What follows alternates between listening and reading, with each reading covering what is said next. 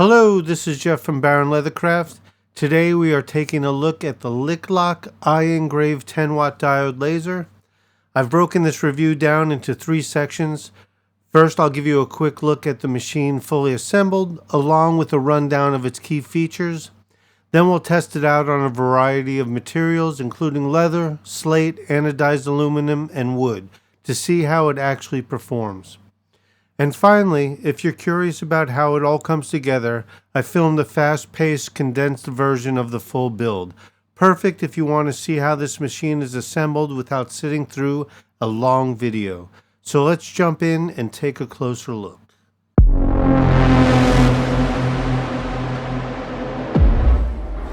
On the front panel, you have your USB input, your reset button, your micro SD section, your power button.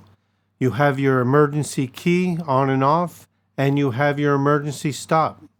It also has other safety features. It has tilt detection, overheating alarm, and a flame alarm, which is great to have so you don't burn your house down.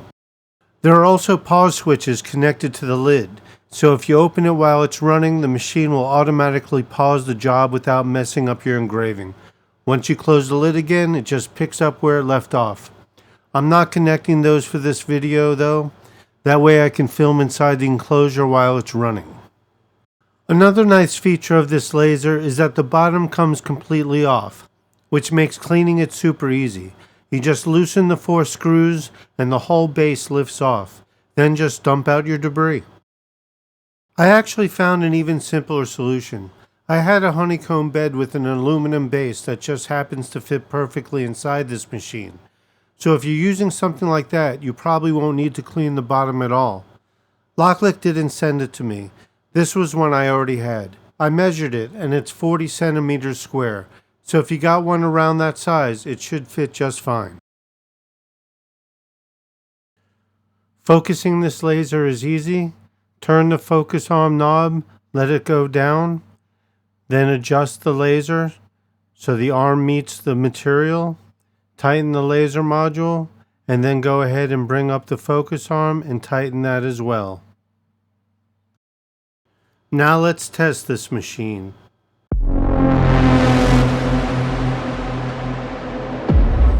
Well, that was dramatic. Let's go ahead and engrave some wood. The thickness is 2.7 millimeters. I went with 3000 millimeters a minute and 70% power. I wanted a nice dark engraving. And the cut settings I used was 300 millimeters a minute and 90% power, which is my standard when it comes to 10-watt lasers.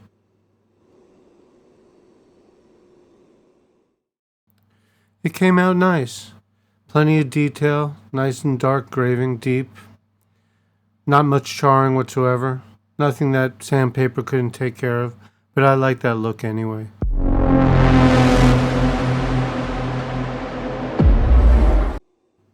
This is 7-ounce leather, and I engraved it at the speed of 5,000 millimeters a minute and 50% power.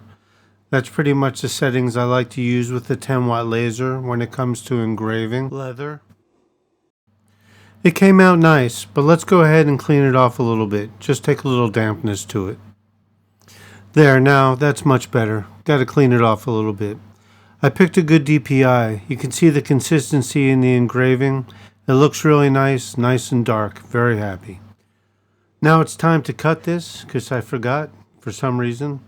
Anyway, I cut it at 300 millimeters a minute and 90% power.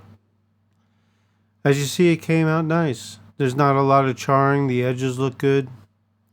It didn't stain the leather. Yeah, it came out nice. I'm happy with this.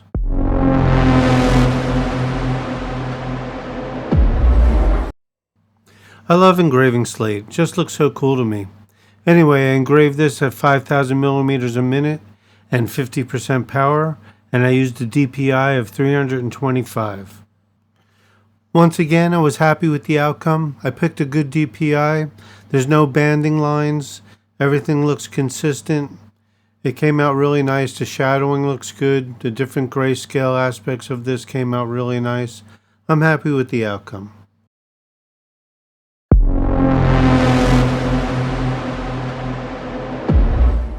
Okay, this is a black anodized aluminum dog tag.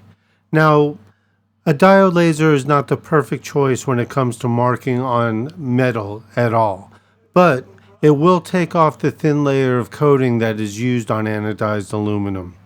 And this laser did a fine job at doing that. I went ahead and used the settings of 2000 millimeters a minute and 90% power, and I used 325 dpi. The engraving came out nice. It looks like I picked some good settings. You can tell because the metal still has a nice shine to it. I picked a good DPI as well. As far as the anodized aluminum, this laser did a fine job.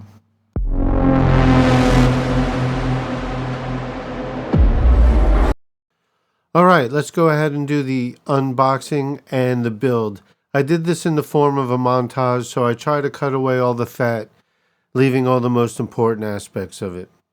This device was actually pretty easy to put together. There's really only two sets of screws, and there's one main screw that you use to basically create the entire thing. The other set is really just for the hinges. So it was very easy to create. Plus, with the help of modern technology, I went ahead and created a song for this montage. So I went ahead and used like a 1980s anthem sounding song, just perfect for the montage. So hopefully this will be entertaining and it'll keep your attention a little bit. So let's go ahead and hit the montage. I know you came here for lasers and flame, not to watch me build this box in a frame. You're thinking skip as the screws go in, but wait just a sec, there's good stuff within. There's tilt switches, wires, bolts that align, a lid that shuts down if things go out of line, and maybe, just maybe, one thing I say might save you a headache some random day. The screws all look like they came from space, each one with thread that dares you to race. You twist and you turn and you drop them, of course it's DIY Zen with a side of remorse.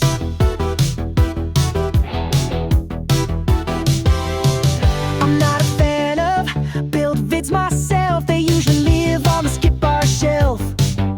But I made a song just to keep it fun, so thanks for hanging in till the build is done. Let's be honest, the real show's the burn, that magic moment when the laser takes its turn. Smoke curls up, the artwork appears, way more fun than screws and gears. But someone's gotta build it, test it, check, level the base and tighten the neck.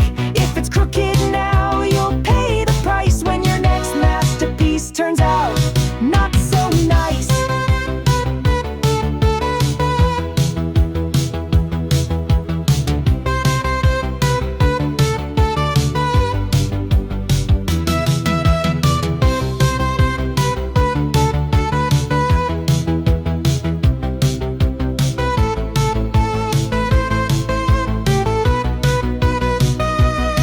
So here we are with tools in hand, prepping this thing to take a stand. Soon enough it'll hiss and glow, but first more screws, that's how it goes.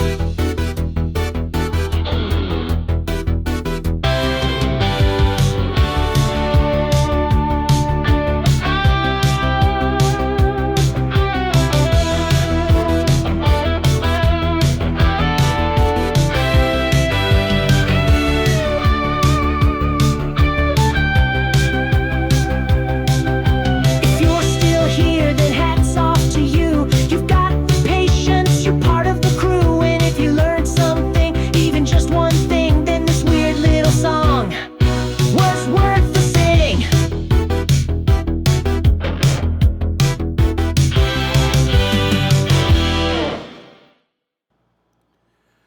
Well, I'm glad you're still here.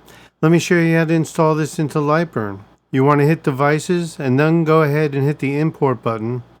And then find your way to the USB drive. Click on this one file. Hit OK. And then OK again. Well, you can check to see if it's on there. There it is on the bottom. I'm going to hit Cancel personally because I've already installed it. But it's really that simple. Then go to your choices of your devices and scroll down to the one that you just installed. And there you go. it's in. It is really simple to install into Lightburn. Hey, thanks everyone. I appreciate your audience. I hope you learned something about the LOKLIK 10W Diode Laser. Hopefully this video was entertaining. Let me know in the comment section if you like what you think about this laser. And I'm always forgetting to ask people to like these videos and subscribe if you like, so I'm going to go ahead and do that. Hey, why don't you like and subscribe the video? I appreciate it, I do. And thanks. And everyone take care of each other. This planet could be fantastic if we just decide to treat each other a little better. So take care and thank you very much and have a good day every day.